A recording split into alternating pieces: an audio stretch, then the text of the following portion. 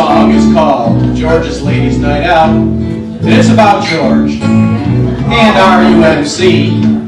But the name of the committee is not George's Ladies Night Out, it's just the name of the song, and that's why I call the song George's Ladies Night Out.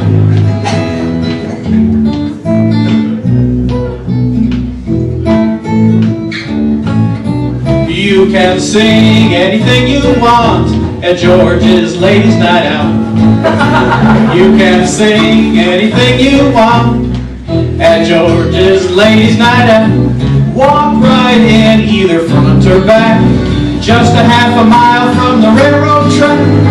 You can sing anything you want at George's Ladies Night Out. Now it all started about 2 Valentine's days ago. It was on 2 years ago, just before Valentine's Day. My friends Harold, Chris, Craig and I went up to visit George at RUMC. George doesn't live at RUMC, although it seems like it. George lives in a house nearby with his long-suffering wife Carol.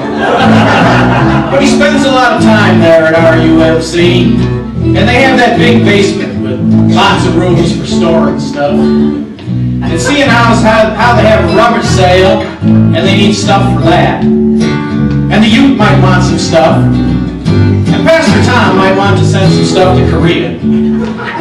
They decided that they could keep a lot of stuff down there in that basement.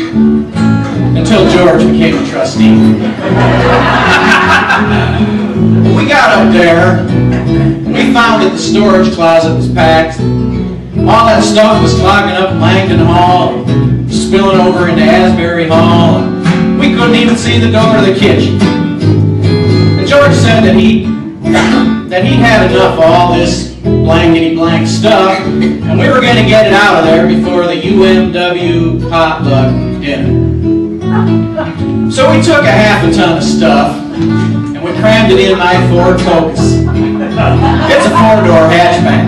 And we took shovels and rakes and implements of destruction, and we headed towards the Markland resale shop. When we got there, well, it was gone. It's replaced by a high-end wine bar and some other retail establishments.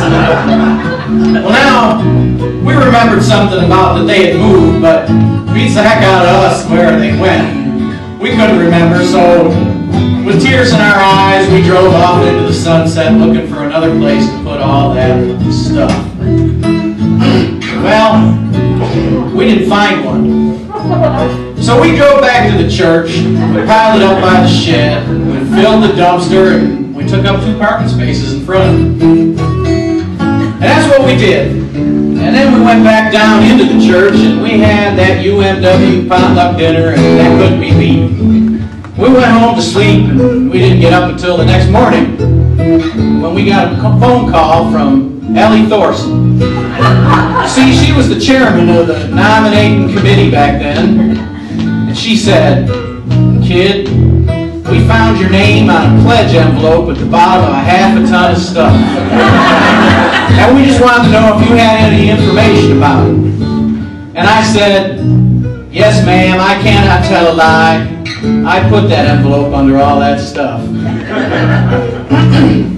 Well, after speaking to Ellie for about 45 minutes on the telephone, we finally arrived at the truth of the matter. She said that we had to go down and pick up the stuff, and we also had to go speak with the nominating committee. So we got our shovels and our rakes and our implements of destruction, and we headed towards RUMC. Now, friends, there was only 1 or 2 things that Ellie could have done at that meeting. And the first was that she could have thanked us for clearing out the basement, which wasn't very likely. And we didn't expect it.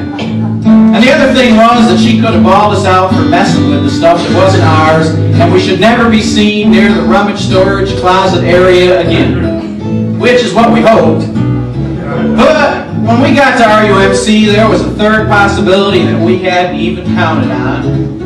And that was that the nominating committee made us all co-chairs of the rummage sale. Now, I want to tell you a little bit about RUMC. They got 2 pastors, a secretary, 2 kinds of music directors, an infant toddler supervisor, and about 157 different committees and events, and it seems like all the same people are on every one of those committees and run every single one of those events. She wanted us to be some of those people. So she pulled out 27 8x10 colored charts about all those groups and committees, and she started drawing all sorts of circles and arrows and explaining where the rummage sale fit into all of this.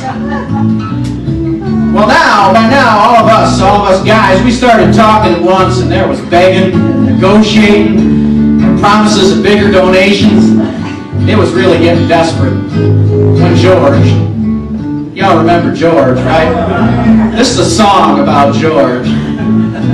Anyway, George opened up his mouth and he pointed to one of the charts and he said he'd rather do Ladies' Night Out.